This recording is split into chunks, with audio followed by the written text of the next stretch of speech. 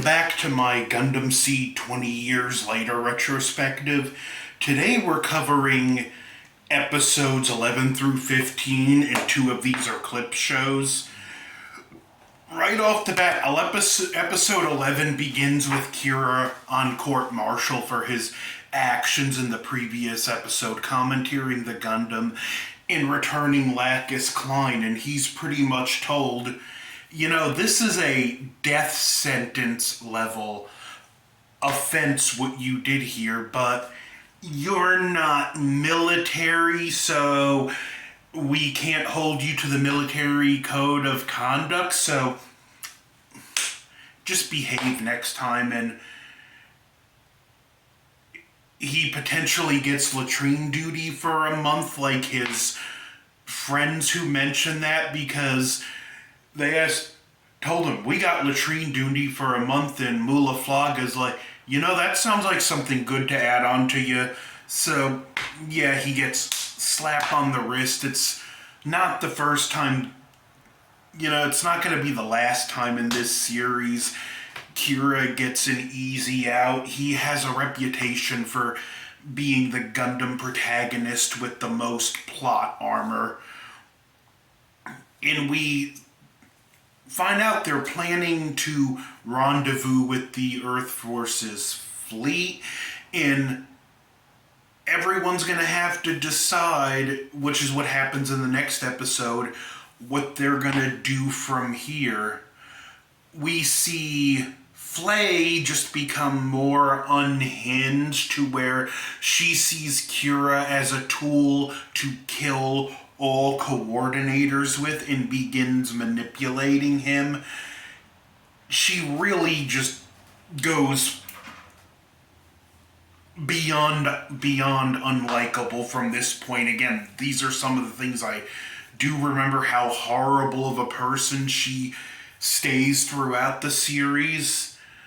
There's a scene before Kira goes to battle where she's actually acting like she's comforting this little girl, but it's more subtle manipulation of Kira, and she begins squeezing the little girl so hard it hurts her. They're getting attacked by the Gundam team and on the way to arrive with the fleet, and the Archangel is becoming overwhelmed.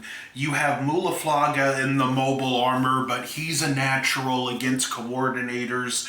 In Gundams, there's only so much he can do. You have Kira in a Gundam. He's a coordinator, but again, he's just one against three others. There's only so much he can do. He can only fend off one at a time. And what I like is we see the Gundams being used strategically in this fight and playing to their weaknesses. I even like with the Blitz Gundam that the Archangel manages to adapt to its stealth abilities, and the pilot even mentioned, well, we stole this suit from them.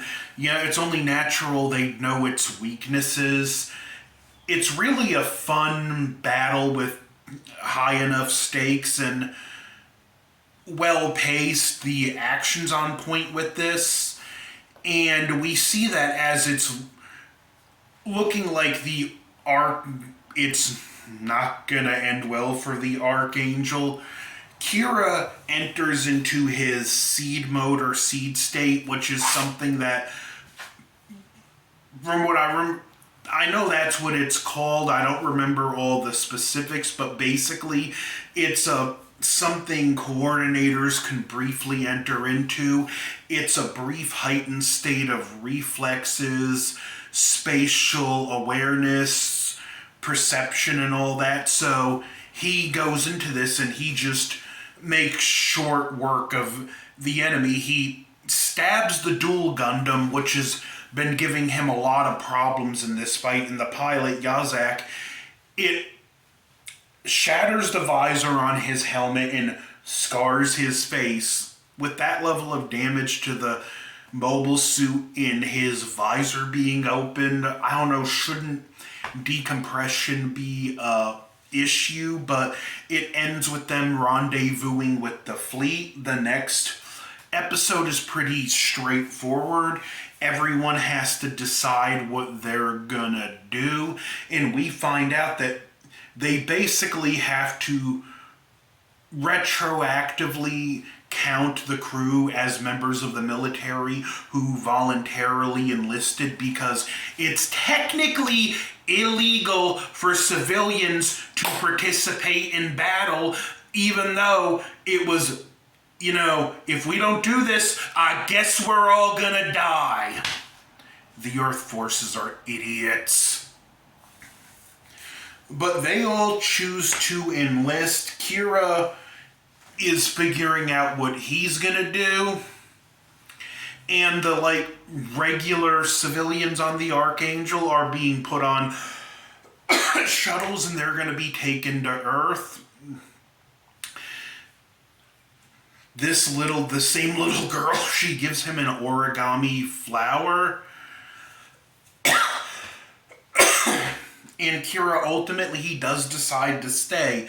The next battle has to deal with Earth's entry into Earth in a high-stakes battle at the gravity field of Earth. And another really good episode here. You have the stakes high. Gundam, they're technically not supposed to take the mobile suits out, but Kira goes out anyway because Gundam is capable of surviving re-entry on its own, but even Mulaflaga goes out to help, and he actually, through some creative latching onto another ship, it allows him to survive re-entry. But we now have Yazak. He's out for blood because of the scars, and he actually was a fairly likable, kind of chill guy before this, but now he just has this bloodlust. And he ends up shooting down the shuttlecraft with the civilians, including that little girl that gave Kira the flower. And I do feel like this episode, the editing's weird at the end, because that happens and you just see Gundam free falling into the atmosphere and it stops. I feel like there was maybe 30 seconds cut off of the end of this episode. It just kind of ends in an awkwardly abrupt way. And I mentioned Flay earlier, but I'm bringing this up now. There is one scene in the previous episode where she's in her room alone, and she's thinking to herself, we'll use him to kill them all, or this war will never end. The next two episodes are clip shows. However, the first clip show is told through Rala Crusette's perspective. And off the bat, one cool thing, you see it do cool things with him taking the mask off and you not see his face. I stand by this mask needed a little bit more color, because it just the all solid one color does not work for this mask. But there's a point where it flips over, and I'm going to have an image on the screen showing both, but when his mask is upside down, it looks like a skull. I contest the side parts in the nose of the skull should have been black or another color to make it stand out more, but when flipped upside down, it looks like a skull. And in a previous episode, we see him taking this medication. Again, it's more subtle clues of what's going on with this character. We get a story about the history of the first coordinator, George Glenn, who just excelled at everything he did, sports, academics, you name it. He ultimately took the first manned mission to Jupiter, and as he was leaving communication range, he revealed he was a coordinator, that he was genetically altered. and left the information on how to do this and for humanity to decide.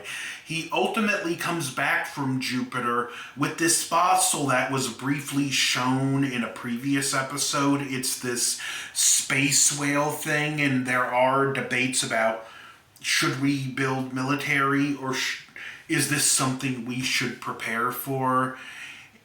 Asks a lot of questions and some of them, like, C just never goes on to answer.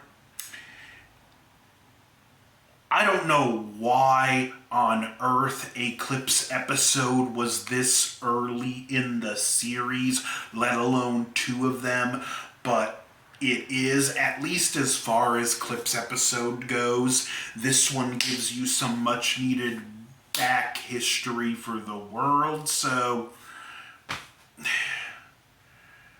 it's not the worst Eclipse episode ever shown. I wish I can say more nice things about the next Eclipse episode, but it has a plot with Kira running this fever that is pretty much psychological. His stress and PTSD from recent events.